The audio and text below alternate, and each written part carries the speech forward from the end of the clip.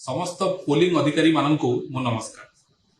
आपण माने समस्ते आसंता 25 मई 2024 दिन निजर देश पई एक अति दायित्वपूर्ण कार्य संपादन करबा पई जाउछन्ती। ए सुजोग बहुत कम लोकंक भाग्य रे थाए। खोर्धा जिला पई एथर पाखापाखी 15,000 पोलिंग अधिकारी नियोजित होइछन्ती। एथर केवल महिला पोलिंग अधिकारी को नहीं 525 सखी बूथ प्रस्तुत करा जायछि। 112 भुवनेश्वर मध्य विधानसभा निर्वाचन मंडली रे समस्त बूथ महिला माने परिचालना करिवे बोली आमे जानी नित्यंत आनंदर विषय। एहा छड़ा भिन्नक्षम बंधु माननकु नै 8 गोटी बूथ प्रस्तुत होइछि।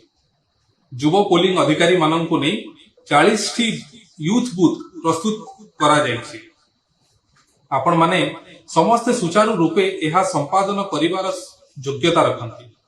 आपण मानकर सफलता समाज को वार्ता देव जे समस्त गुरुत्वपूर्ण कार्य करिवा पई सक्षम।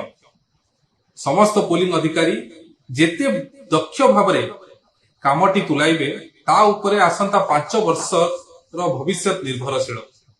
सैनिक माने सीमा रे रही आम देश को सुरक्षा देला भली भारतीय गणतंत्र रे रो सुरक्षा वर्तमान आपण मानकर हाथ रे। आपण मानकर परिवार ऑफिस कलीग्स माने एवं देश आपणकर कार्य उपरे निश्चय गर्व अनुभव करुथबो।